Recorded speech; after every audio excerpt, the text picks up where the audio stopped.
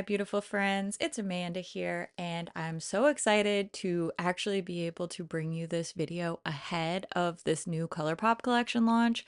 It's been quite a while, basically since I moved to this new house, quote unquote new house. I've been living here for 2 years.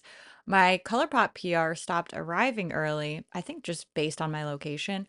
But I actually got it ahead of the launch this time, and I have a full video review here for you with a bunch of palette comparisons, a tutorial, swatches, close-ups, all that stuff. I'm also going to be providing some estimated prices. They haven't officially announced the prices, so I'm just going based off of what these types of items are currently priced on the site. So I might be a little bit off. Don't shoot the messenger for this one. But this after hours collection is launching today, the day this video goes up, Thursday, September 19th at 10 a.m. Pacific time. That's 1 p.m. in the Eastern time zone. And they have said that the palette will be available at Ulta on October 25th. I don't know if the whole collection will be there, part of the collection, but so far I've only seen them say officially that the palette will be at Ulta on October 25th. However, if you decide to purchase from the ColourPop site, I do have an affiliate code. It's just my first name, Amanda, and that will save you 10% on pretty much anything on the ColourPop site. So, a big thank you to everybody who does use my code. It really helps to support the channel and my ability to make these videos. So, thank you so much to everybody who does that. I really appreciate it.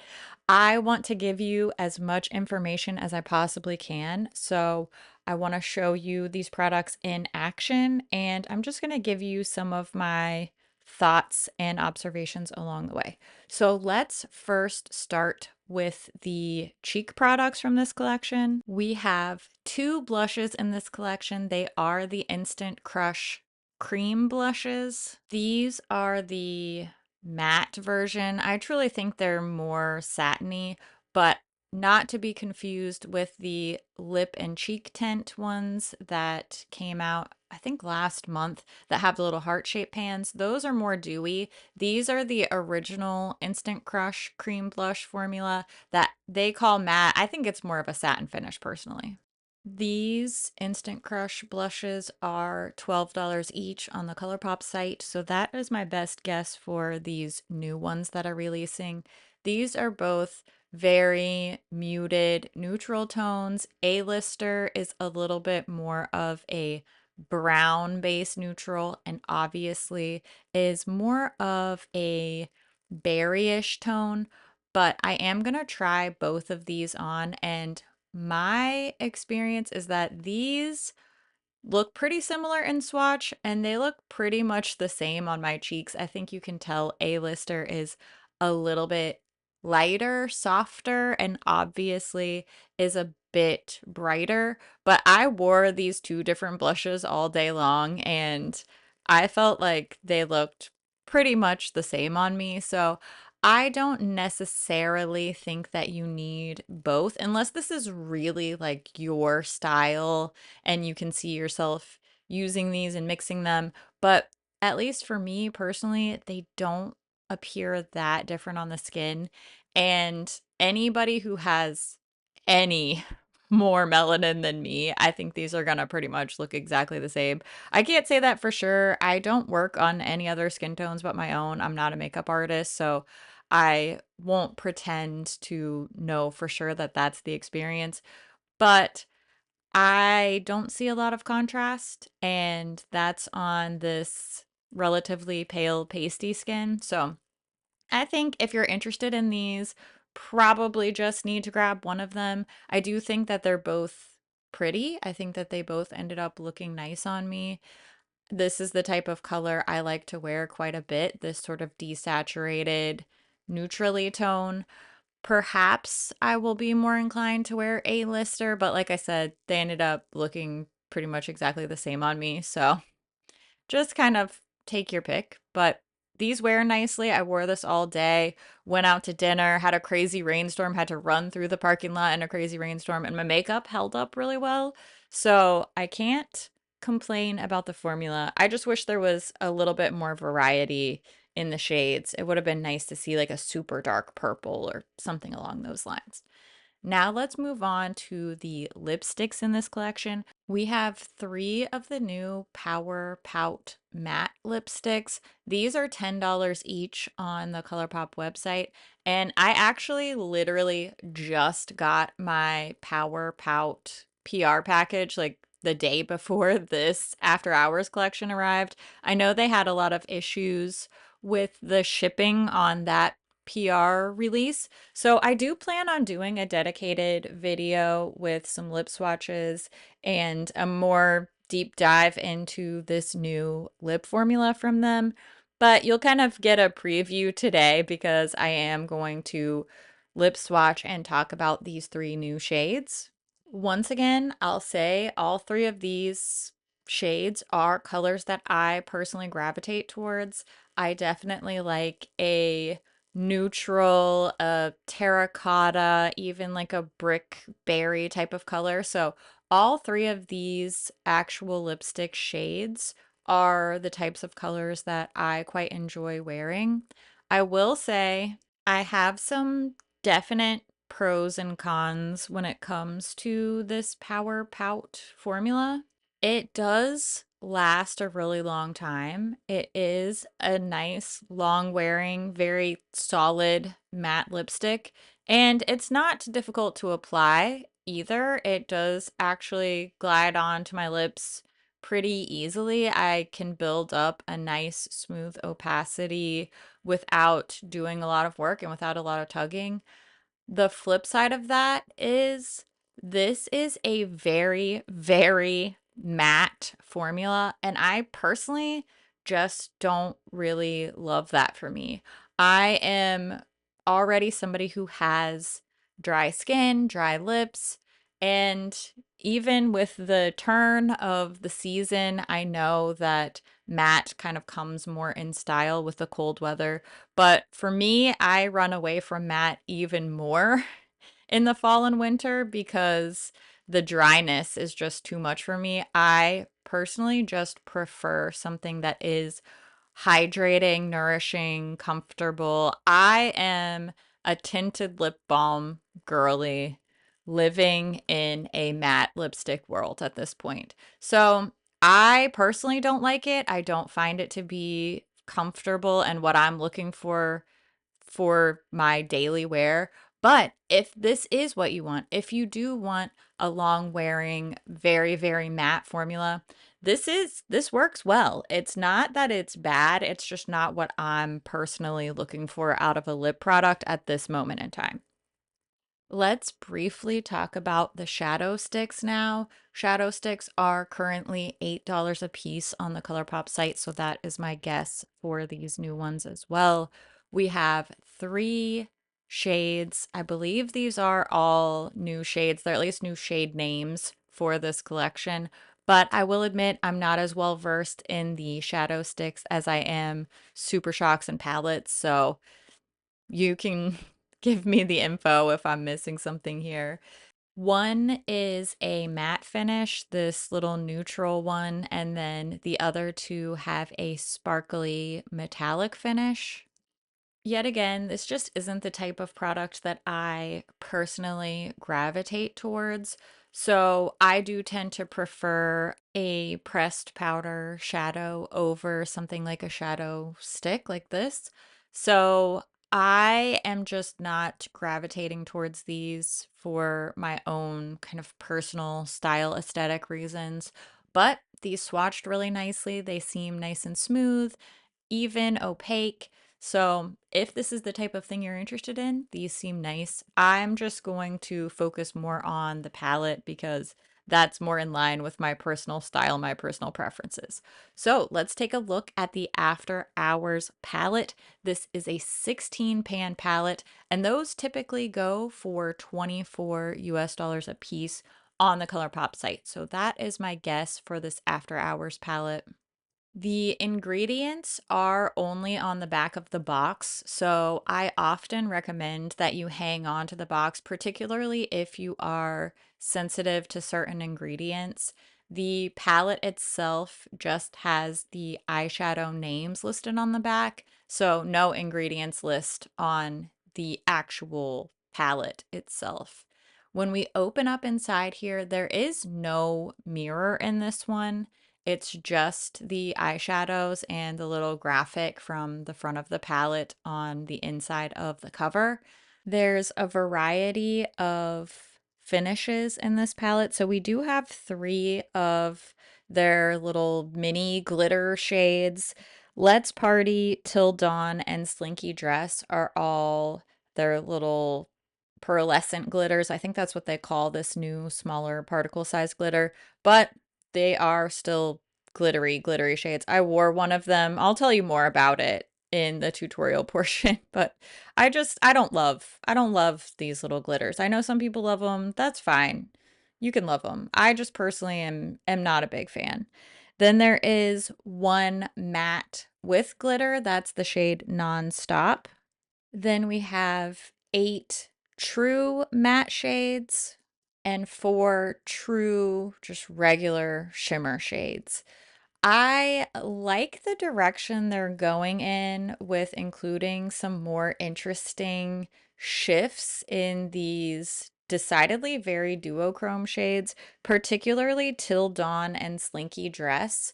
I like seeing them go in this direction. That's the whole reason why I wore one of these glitter shades, because both of the super shifty duochromes in here are these pearlescent glitters. So that's how they convinced me to wear it.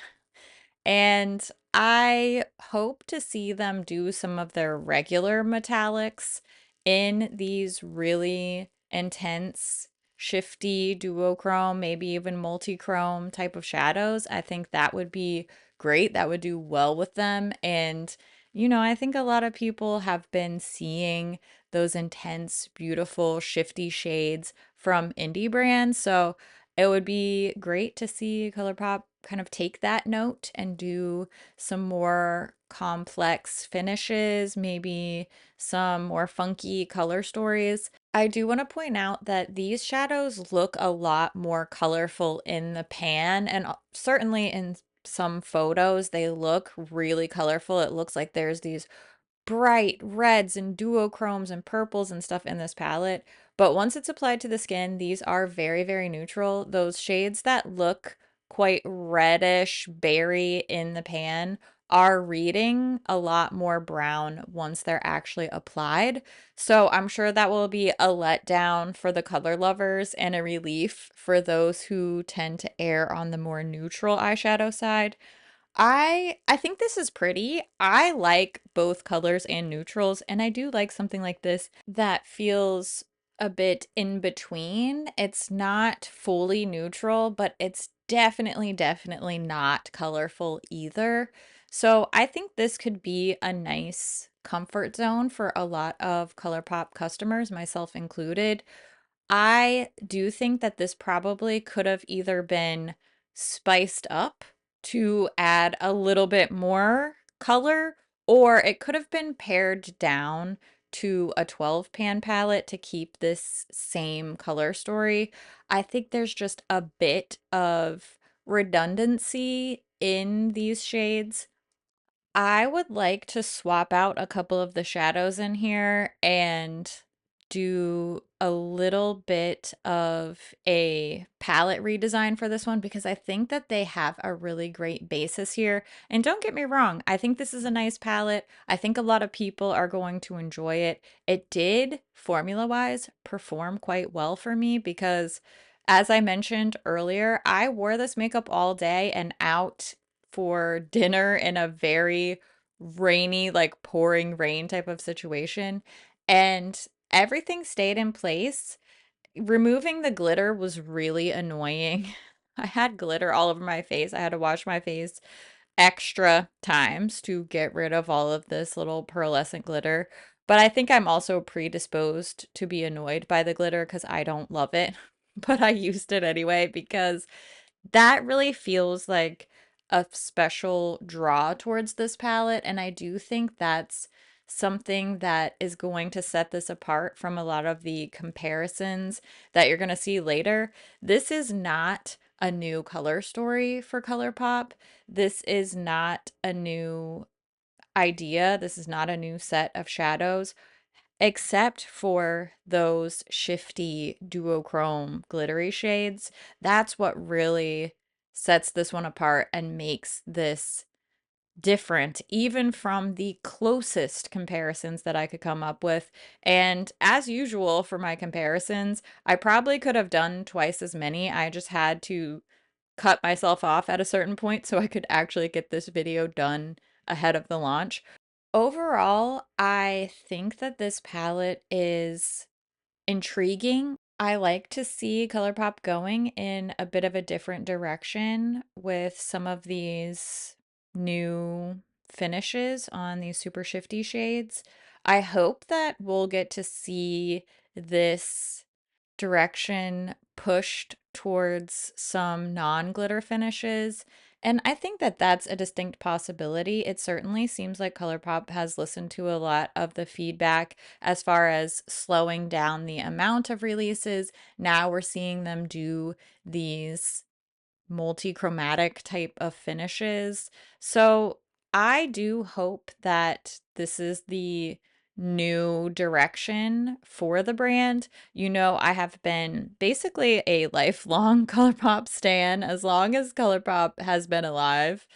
I have really enjoyed their products and been interested to see what they're doing, and I'm happy to see some, I guess, growth, some change in a few of these sectors, including new finishes, slowing down releases, doing more focused, concise collections, which I think this After Hours collection is. I don't want you to think that if I criticize a product or a collection, that means that I hate it and I'm bashing it. It truly is just more nuanced than that. When it comes to this collection, for example, I really like the blushes, but I also think that they're too similar to one another. That's a product that I would recommend, but I wouldn't recommend buying both.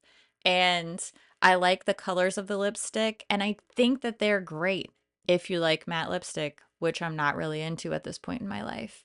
The palette, I think, is pretty. I love the colors. I love my look. I see myself wearing this a lot, but I don't want you to be tricked into thinking that this is some colorful, new, interesting color story for them when really I'm about to show you that, in my opinion, not only have they released these shades before, but they've done it in a way that I liked better, that I thought was more interesting, or just in general more focused and more concise. So let's get into the comparison palettes now. I just grabbed the first few that I thought were going to make a really good comparison, but I'm sure there's other very valid comparisons out there as well. Here I combined the Wine and Only palette with the Petals and Point palette. These are both previous 9 pans.